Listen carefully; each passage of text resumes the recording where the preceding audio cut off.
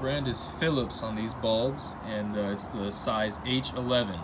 That's the direct factory size on your Honda Civic. This is the old factory bulb right here, and these are going to be the new one.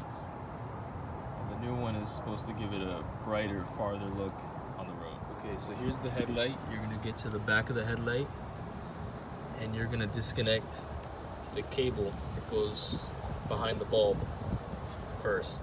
Then you're going to turn the bulb case counterclockwise to release it from the housing.